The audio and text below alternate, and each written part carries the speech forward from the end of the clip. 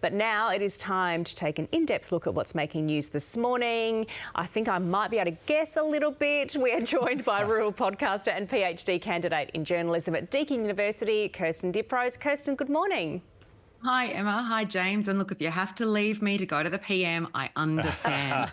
Fair enough. It is the news of the day. It certainly is, and it's also some of the stories you're looking at this morning. Tell us the first one.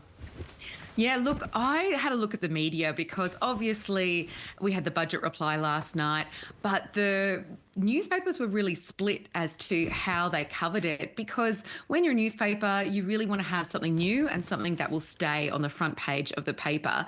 And so look at me, or should I do it? The Courier Mail has the best headlines. Look at Moy, Albo calls it, which is probably the most Aussie headline I've ever seen. We've got Spoiler Alert by the Canberra Times and the Delulu Derby by the West Australian. So really kind of highlighting that, yes, the election is going to be called today because they want something new.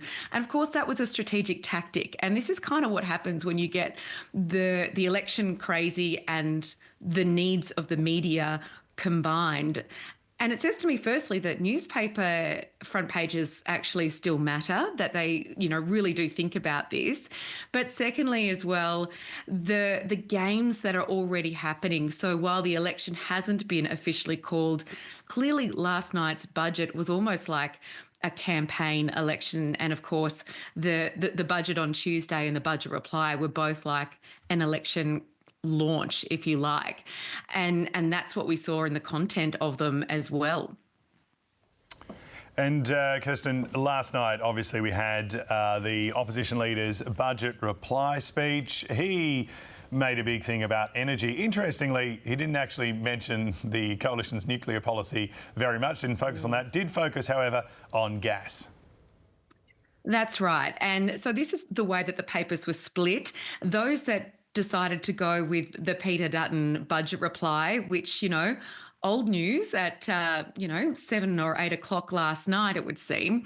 But these outlets, so the Australian Energy Price Election, the Financial Review went with Dutton Ignites the Power Bill War, really looked at this interesting, and it is really worth unpacking this policy around gas and how it will cut, the coalition says it will cut energy prices, because it's been a vexed issue for a long time, just trickling away underneath the Australian consciousness of why do we have so much gas that we export? Why do we export so much and yet we have a shortage here? So Peter Dutton said he would prioritise domestic gas supply to address shortfalls and reduce energy prices.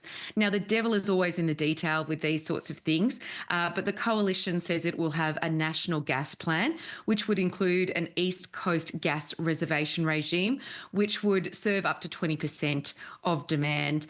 And look, interestingly, in the budget reply, there were a few kind of hints at more things to come. So we know that Peter Dutton will have more to say on defence spending, for instance.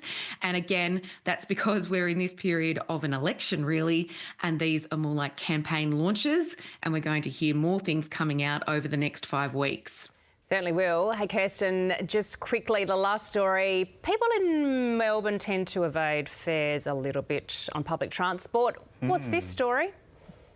Look, this one caught my eye. A fare evading ginger cat in custody after taking a train to central Melbourne. So props to The Guardian for this headline. And again, as an ex-journo, I'm always looking for an interesting headline, because we were taught, dog bites man, that's not a story, but man bites dog, now that's a story. So this is a cat taking a train, and it was actually posted by the Victorian Premier Jacinta Allen. So a ginger cat strolling onto a 6:05 train from St Albans to Flinders Street Station, getting off casually with the commuters to then proceed to the city loop. So this was the CCTV footage that showed that, and there were lots of jokes about that, particularly on Facebook. One person commented, "This is peak orange cat behaviour," which I love. But obviously it was also posted to help the owners find this little cat. And also, there's also this issue in Melbourne at the moment that's serious. The Melbourne City Council is discussing whether there should be a 24/7 ban or a nighttime curfew on cats roaming the streets because A, we don't want them lost, but B, the damage to wildlife. But I think the moral of this story is that not all cats can catch public transport, perhaps just orange ones. Oh, Kirsten, thank you so much for joining us this morning. We appreciate it. Thanks for having me.